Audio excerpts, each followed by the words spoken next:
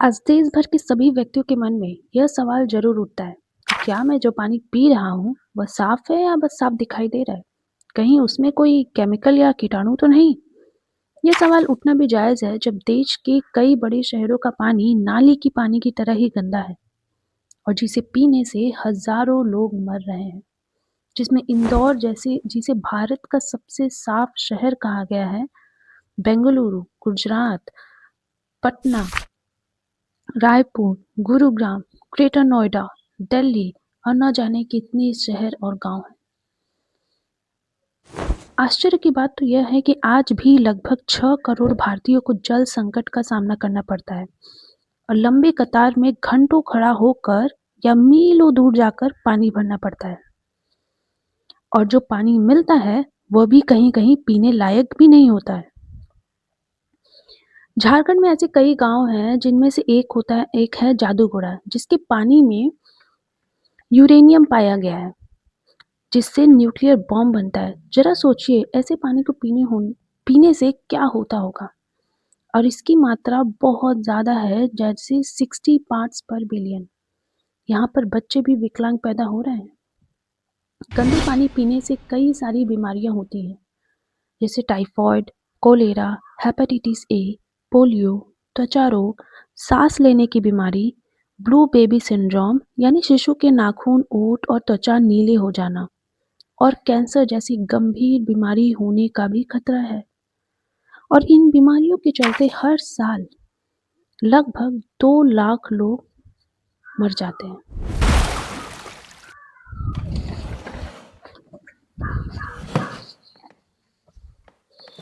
यह सवाल उठता है कि क्यों हम मजबूर हैं ऐसा गंदा पानी पीने के लिए।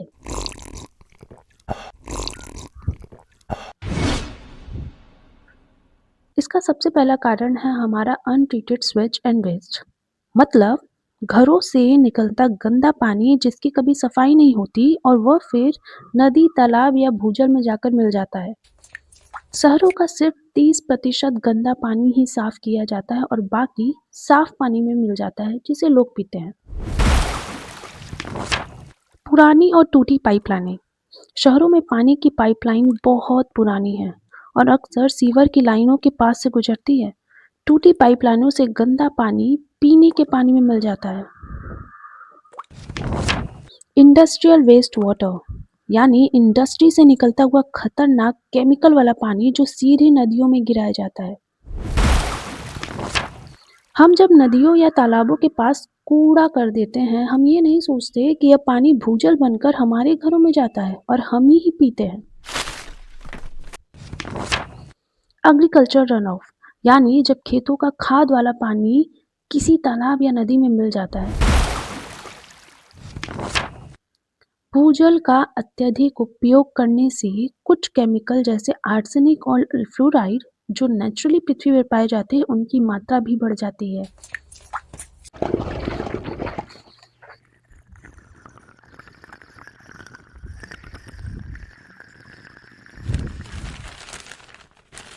इन्हीं सब कारणों की वजह से आज भारत का 70% पानी का स्रोत, यानी सरफेस वाटर जिसमें रिवर आता है, ग्राउंड वाटर जिसमें कुआं और बोरवेल आता है, गंदा हो चुका है। And India ranks 120 out of 122 countries on Global Water Quality Index। ये कितने दुख की बात है कि हम दुनिया की चौथी सबसे बड़ी अर्थव्यवस्था वाले देश में रहते हैं और हमारी स्थिति ऐसी है। चलिए जानते हैं कि अब हम चेक कैसे करेंगे कि पानी कितना साफ है। घर पर हम उसे सूंघकर, रंग देखकर, उबालने के बाद जो बर्तन में सफेद या कुछ भूरा रंग का होता है बचा कुचा, तब पानी साफ रहता है। अगर सर्फ या साबुन के साथ कम झाग छोड़ता है तब पानी सही है। हम उसका टीडीएस यानी टोटल डिजॉल्व सॉलिड भी चेक कर सकते हैं, जो मिनरल्स के बारे में बताता है। टीडीएस मीटर जो मार्केट में भी मिलता है 100-150 में आ जाता है। और हम पानी का पीएच भी चेक कर सकते हैं। लैब में टेस्ट करते हैं, वो होता है bacteria, heavy metals and chemicals. अच्छी गुणवत्ता वाले पानी का पीएच 6.85 से 8.5 होता है। टीडीएस 50 से 150 मिलीग्राम पर लीटर, मैक्सिमम हो सकता है 500 ग्राम मिलीग्राम पर लीटर। अगर 50 से कम है तो उसकी मिनरल उसमें नहीं है या उसमें मिनरल्स की कमी है। हार्डनेस पानी का 300 मिलीग्राम पर लीटर से कम होना चाहिए और फ्लोराइड 1 मिलीग्राम पर लीटर से। नाइट्रेट की मात्रा 45 मिलीग्राम पर लीटर से कम होना चाहिए। आयरन का 0.3 मिलीग्राम पर लीटर से। पानी फ्री होना चाहिए टॉक्सिक हैवी मेटल जिसमें आर्सेनिक, लीड और मरकरी आता है। डिसॉल्व ऑक्सीजन मतलब पानी में कितना ऑक्सीजन है उसकी मात्रा 6.5 से 8 मिलीग्राम पर लीटर है तो बहुत ही अच्छा माना जाता है। अक्सर ज़्यादातर हम लोग 15 मिलीग्राम पर लीटर तक अच्छा ही मानते हैं, लेकिन अगर इस 6.5 से कम है तो उसको गंदा पानी माना जाता है। उस पानी में बैक्टीरिया, वायरस का एब्सेंस होना चाहिए, उसमें नहीं होना चाहिए। और ना ही पानी में कोई गंदी बदबू आए, ना ही उसका टेस्ट अजीब होना चाहिए, ना ही कलर अजीब होना चाहिए। और टर्बिडिटी मतलब कि पानी कितना धुंधलापन है, मतलब कितना आसपास दिख सकता है। अगर वो 1 एनटीयू से कम है तब सही है। एनटीयू में नापा जाता है कितना टर्बिडिटी है पानी का। अब कंटामिनेशंस मतलब गंदगी पानी में, ग्राउंड वाटर में, भूजल में भारत में कई सारा राज्यों में पाया जाता है, जिसमें कुछ मेजर प्रदूषक हैं नाइट्रेट, जिसकी मात्रा सबसे ज़्यादा राजस्थान, कर्नाटक, तमिलनाडु, महाराष्ट्र, तेलंगाना और एमपी में है। आर्सेनिक एंड फ्लोराइड, जिसकी मात्रा सबसे ज़्यादा वेस्ट बंगाल, बिहार, असम और यूपी के पानी में देखा गया है। हैवी मेटल जैसे यूरेनियम, लीड, नाइट्रेट सबसे ज़्यादा पंजाब, हरियाणा, दिल्ली और इसमें कई सारे ऐसे भी राज्य हैं जहाँ पे मिनरल्स पाए जाते हैं, जहाँ पे यूरेनियम की खुदाई होती है, लीड की खुदाई होती है, वहाँ पे इनकी मात्रा सबसे ज़्यादा होती है।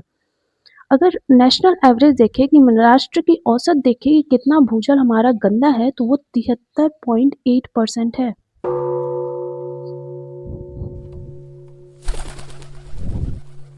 अब आता है कि हम इसका उपाय कैसे कर सकते हैं कि हमारे घरों में गंदा पानी आ रहा है तो हम गंदा पानी तो पी नहीं सकते हैं। अब करें क्या? अगर हमें पानी पीना है तो हम उसे 3 मिनट तक उबाल सकते हैं। इससे क्या होगा? बैक्टीरिया मर जाएगा। दूसरा उपाय है हम उसे फ़िल्टर कर सकते हैं, जैसे कार्बन फ़िल्टर आता है, अल्ट्रावायलेट फ़िल्टर आता है, सिरेमिक फ़िल्टर आता है और आरओ रिवर्स ऑस्मोसिस फ़िल्टर, जिससे chemical, bacteria, heavy metal, nitrate और सॉल्ट निकल जाता है। तीसरा उपाय है सोलर वाटर डिसइंफेक्शन, यानी किसी ट्रांसपेरेंट बॉटल में, मतलब आर पार दिखने वाले बॉटल में पानी को रख देना और उसको सूरज के रोशनी के अंदर 6 घंटे तक रख देना। इससे पानी की बैक्टीरिया मर जाती है।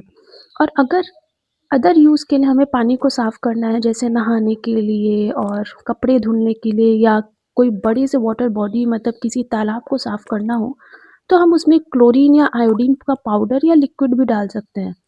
इससे क्या होगा? जितने भी बैक्टीरिया, वायरस होंगे उसके मर जा सकते हैं और इससे कोई बीमारी होने की चांसेस नहीं होते, स्पेशली स्किन डिजीज़ेज़।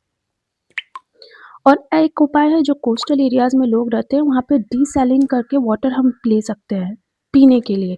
डिसैलिनेशन मतलब उस पानी से नमक और ज़्यादा मिनरल जो कि समुद्री पानी में सबसे ज़्यादा होता है, उसको निकाल के फ्रेश वाटर लेना जो पीने लायक हो। अब सवाल उठता है कि अब हम करें क्या? हम पूरी ज़िंदगी तो ऐसे सह नहीं सकते, तो आगे हमें क्या करना चाहिए?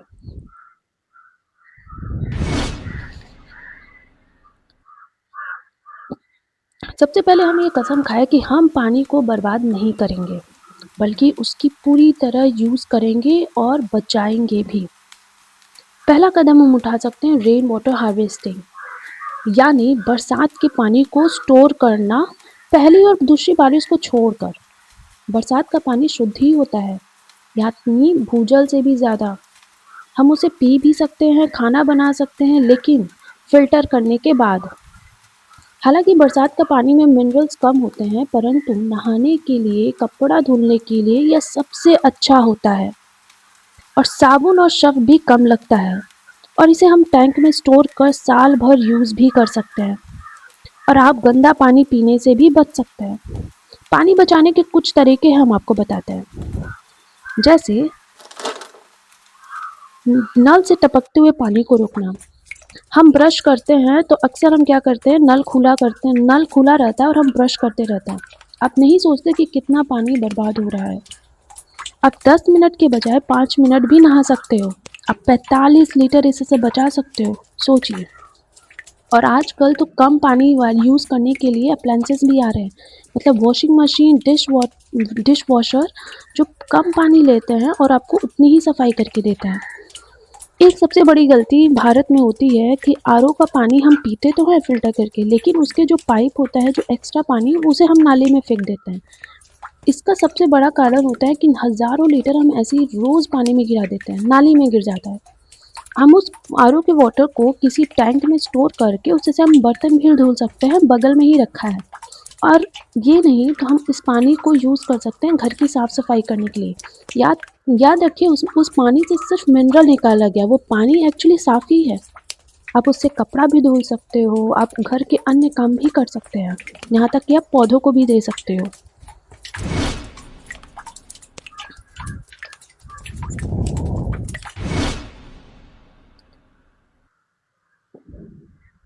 अब आपको यह ध्यान रखना है कि आपको कूड़ा इधर-उधर नहीं फेंकना है। घरों के तालाबों के आसपास कूड़ा नहीं फेंकना है। इन सभी जगहों की सफाई करनी होगी, किसी और के लिए नहीं, खुद के लिए, क्योंकि इन्हीं सब कचरों का केमिकल बरसात में मिट्टी में मिल जाता है और जाकर भूजल में मिल जाता है, और आप वही पानी पीकर बीमार भी होते हो और हॉस्पिटल में जाके भर्ती भी होते हो। आप नदियों में स्नान, पूजा पाठ करने आते हो, तो वहाँ साबुन, सर्फ का यूज़ भी करते हो। अब साबुन सब से पूरा पानी तो गंदा होता ही है, और आप ये भी नहीं सोचते कि आप जो प्लास्टिक, बॉटल, कपड़े जो किनारे सब छोड़-छाड़ के जाते हो, वो पानी में जाके मिल जाता है और उससे केमिकल्स निकलते हैं और वो पानी आप ही पीने वाले होते हो। ये देखिए, किस तरह नदियों का पानी में जितनी भी गंदगी है, उसका धीरे-धीरे ग्राउंड वाटर में या तो बन रहा है नीचे, या तो रन ऑफ करके आस-पास के गाँव में जाता रहता है, जिसे लोग, इंसान या जानवर सब पीते हैं।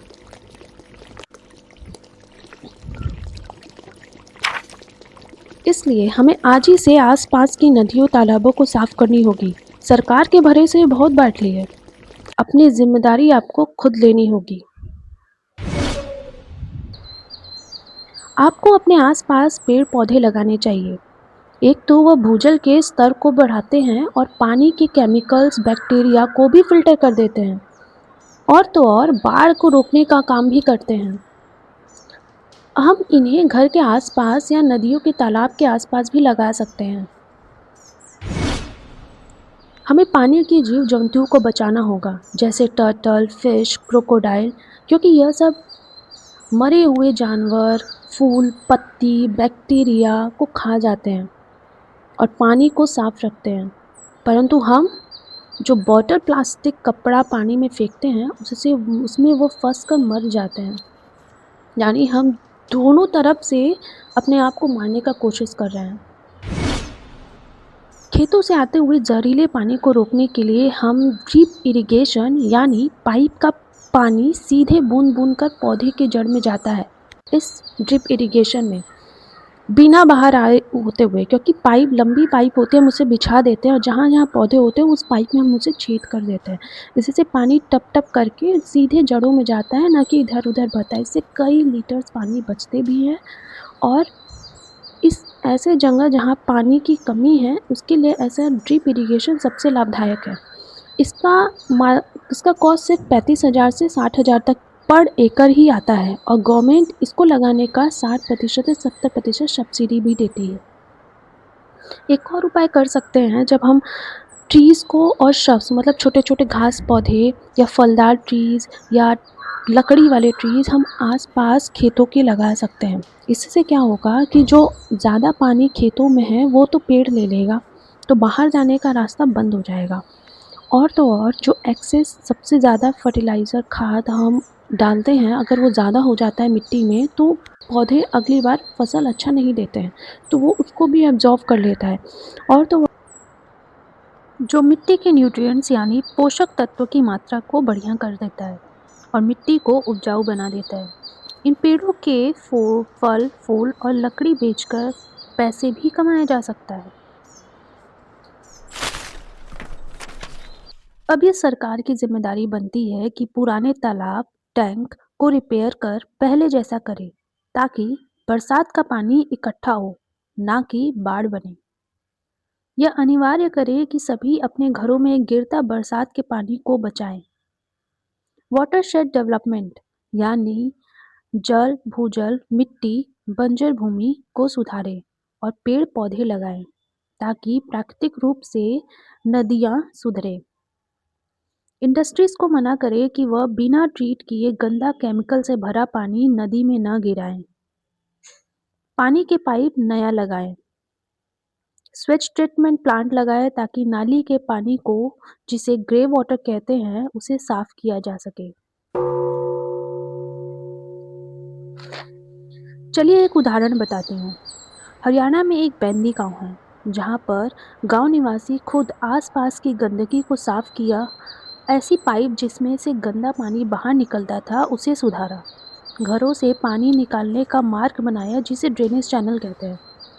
कम खर्च वाले प्रदूषित पानी को साफ करने की मशीन को भी लगाया और इस बात पर ध्यान दिया कि पानी को ट्रीट कर बार बार यूज़ करें। साथ ही भूजल के स्तर को बढ़ाने का भी प्रयास किया। यह सब करने के बाद 2 साल के अंदर ही उनके घरों में स्वच्छ पीने का पानी आने लगा। और ऐसे कई गांव हैं जहां लोग खुद ही उपाय कर स्वस्थ जीवन जी रहे हैं।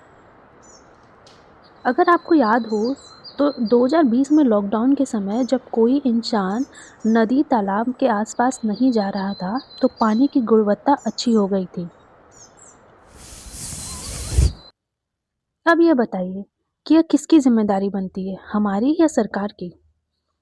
हमारी जिम्मेदारी यह बनती है कि हम आसपास कूड़ा करकट ना करें, पानी को स्वच्छ रखें। अगर कहीं नाली टूट गई है हमारे ही घर में या आसपास पड़ोस में, तो उसको सही सही कराएं। सरकार आपके घर आए या ना आए, पर ये हमारी जिम्मेदारी बनती है, क्योंकि हमारी सेहत का ख्याल हमें ही रखना होगा। इसलिए हर बूंद को बचाना भी है और सफा भी करना है। इसी बात को ध्यान रखने के लिए 22 मार्च को विश्व पानी दिवस भी मनाते हैं। और ऐसे ही जानकारी वाले वीडियोस पाने के लिए जल्दी जल्दी लाइक एंड सब्सक्राइब कर दीजिए। धन्यवाद।